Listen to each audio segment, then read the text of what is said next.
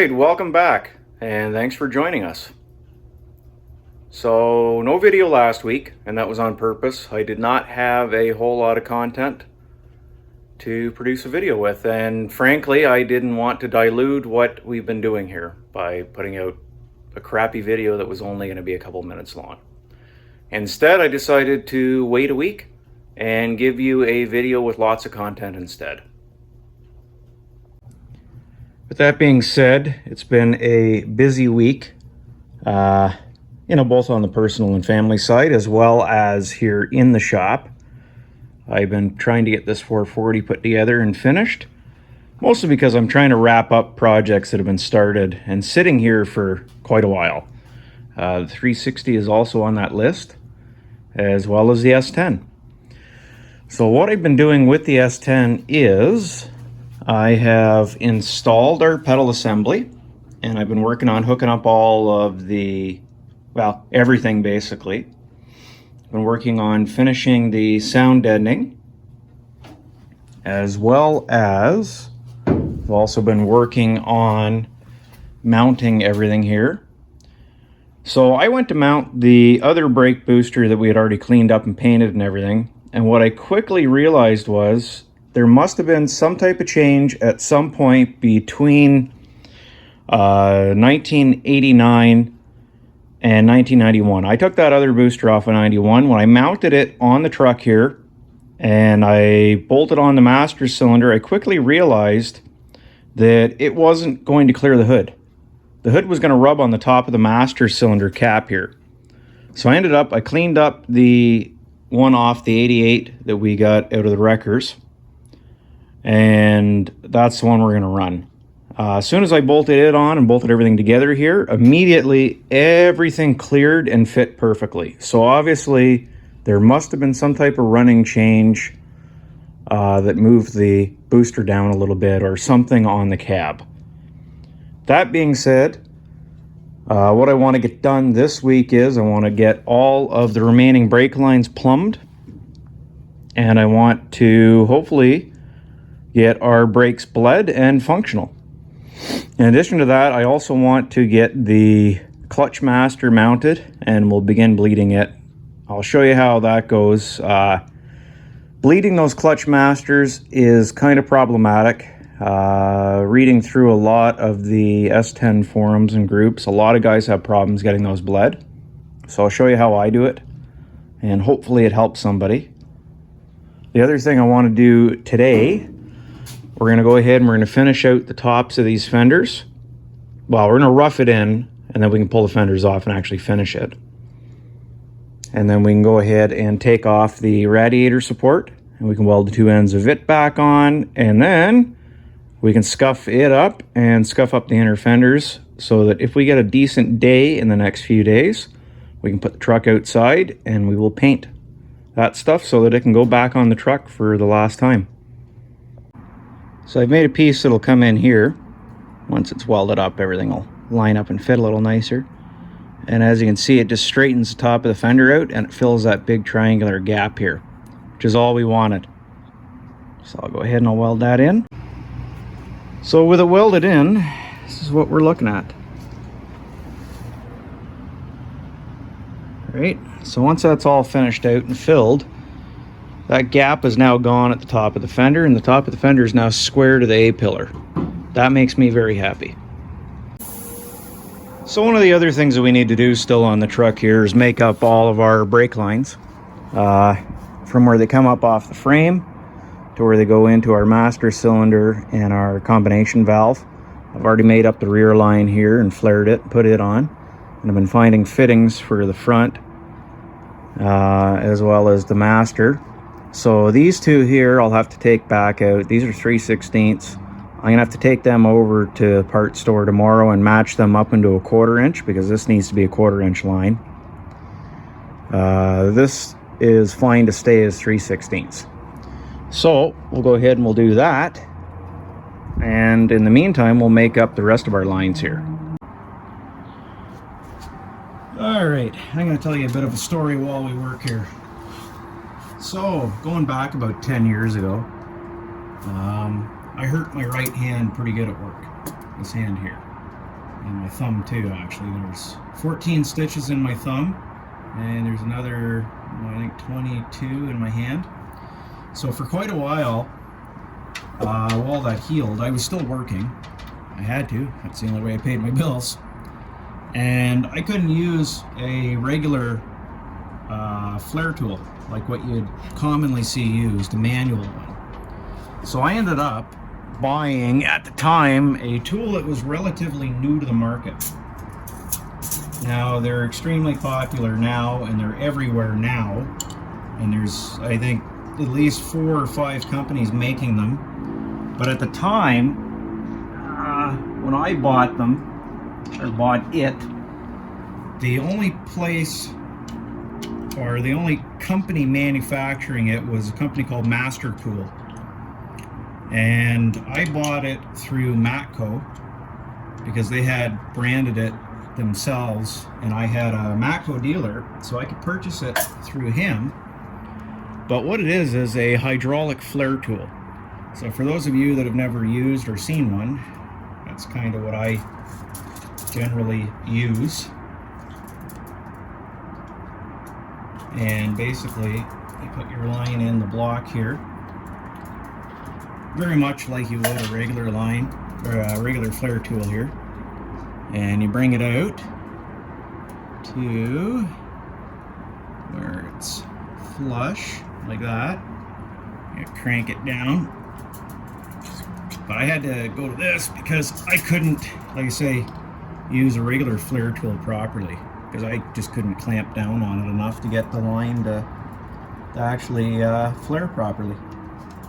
Especially not steel line. I was using a lot of steel line at work then. So take that out, and we install the comb, which is this one here. And sometimes you get back at one turn like that. Make sure your fitting's already on your line, by the way. Everybody who's ever made a brake line has forgotten the fitting. So you bring it out, it's tight, release it.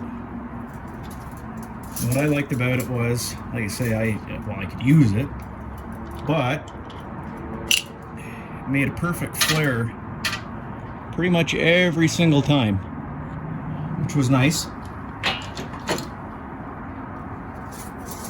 So there is our line, right? I apologize, I'm trying to focus the camera and do this. So now we can start bending it up where we need it to go. Okay, so for this line here, it straighten the end of it back out here. Okay, there we go. So it goes into the rear port of the master, like that. And then it has to turn 90 degrees. So these are just a cheap pair of brake line bending pliers, basically. I bought these at Harbor Freight probably 12, 13 years ago. And I have used them a lot. So we're going to come out to about here, clamp them on, and I'm going to have to move the camera just a bit so I get enough room to swing this line. What we're going to do is bring that around like that. Okay. Like so.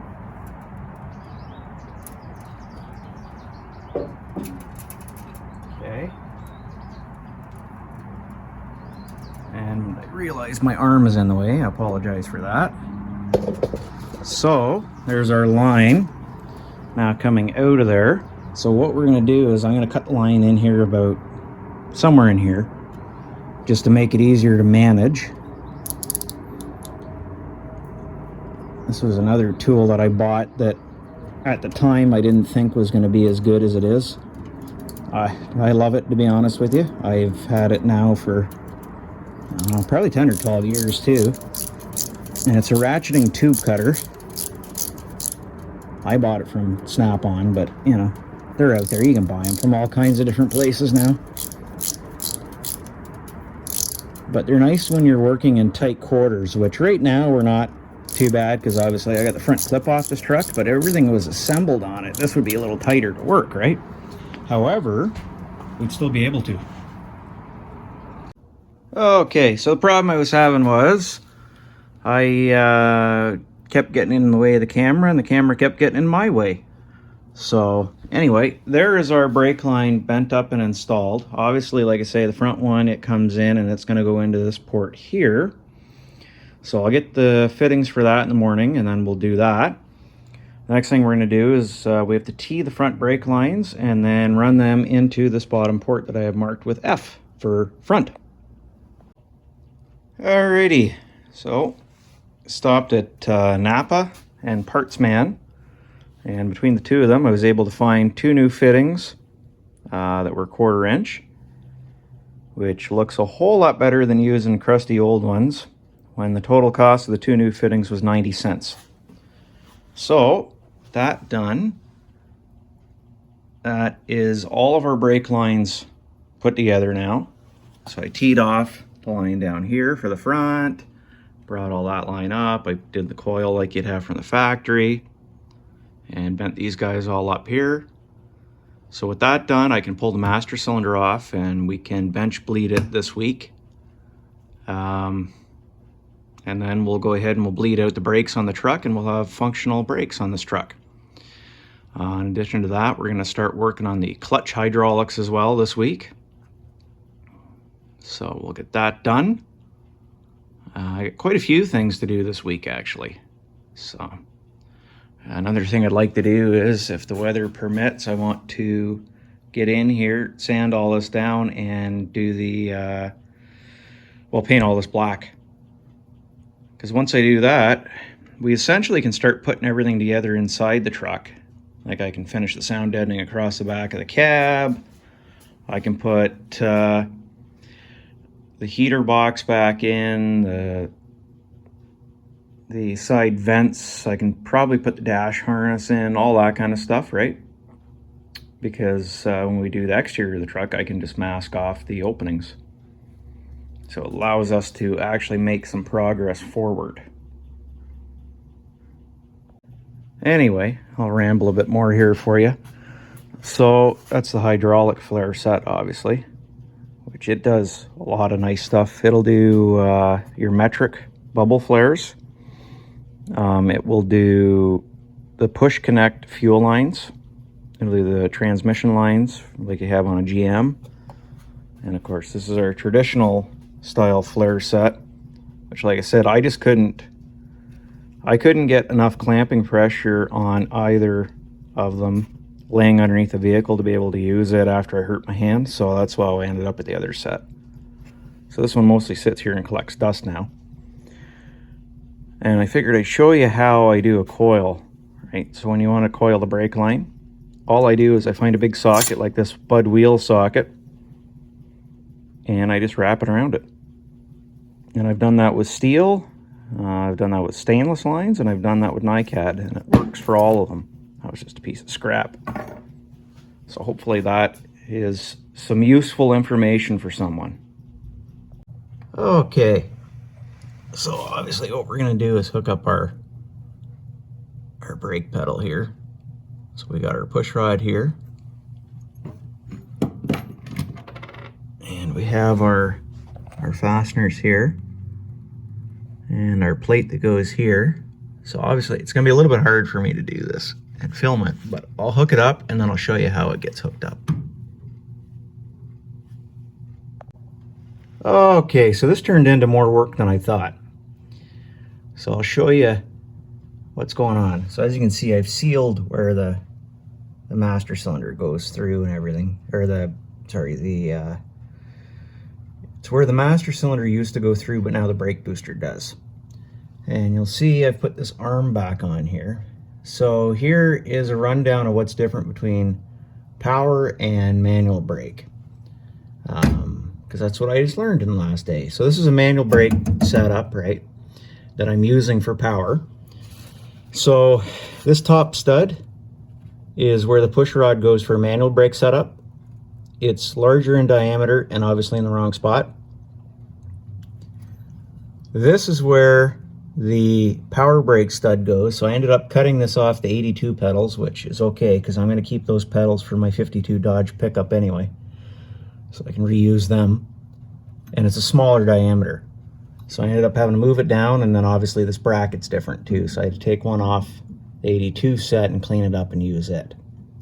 But we now have a brake pedal, so we can move on this week to doing a little bit more stuff.